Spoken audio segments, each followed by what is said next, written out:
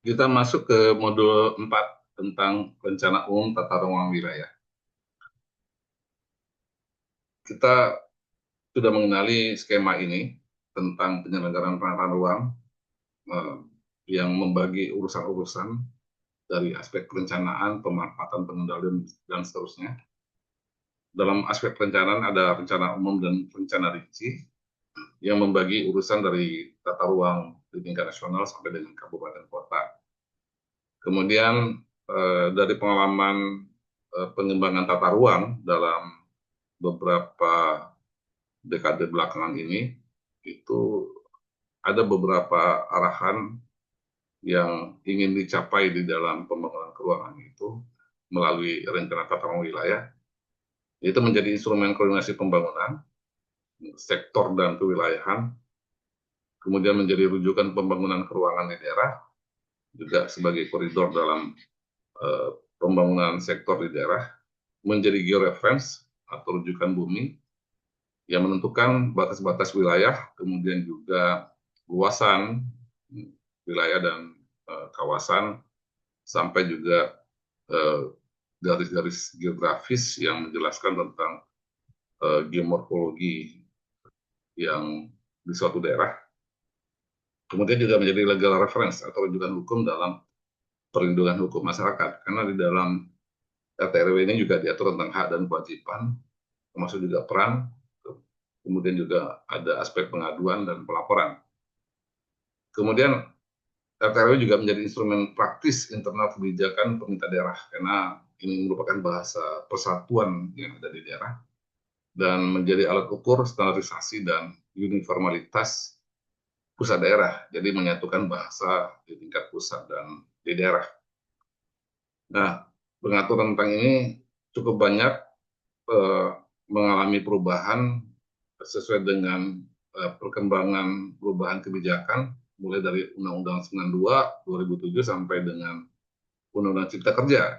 Nah, karena ada beberapa pasal yang dirubah di dalam UCK ini, dan terakhir diatur dalam PP 21 tahun 2021. Kita membahas sedikit masalah PP 21, eh, eh, terutama menyangkut masalah rencana tata wilayah nasional, sebagaimana yang sudah diatur dalam PP 26 tahun 2008 dan sudah diperbaiki melalui PP 13 tahun 2017. Ada beberapa arahan dan amanat di dalam PP 21 ini untuk tata ruang nasional, yaitu perlunya ada pengaturan tentang integrasi kajian lingkungan hidup strategis ya.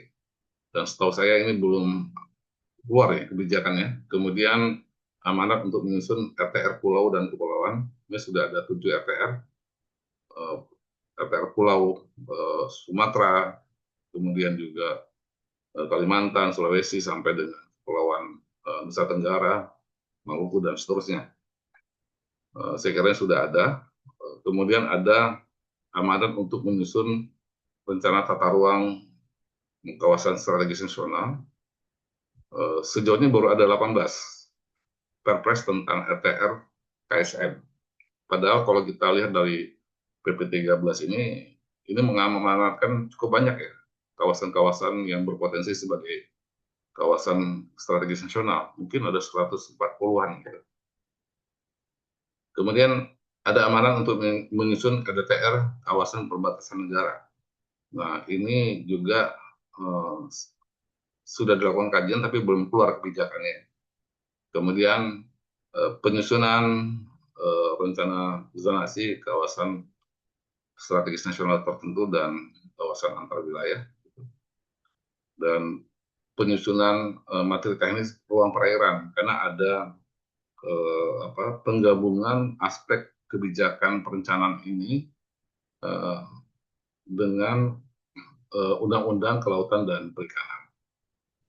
Kemudian ini ada beberapa skema yang tentang ketentuan penyusunan RT/RW sebagaimana yang dilihat di dalam PP 21 dan Permen 11 tahun 2021 ya, Peraturan Menteri ATR BPN, termasuk juga masalah peninjauan kembali dan revisi rencana tata ruang eh, wilayah.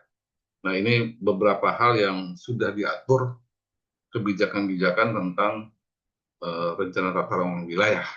Sementara demikian, terima kasih.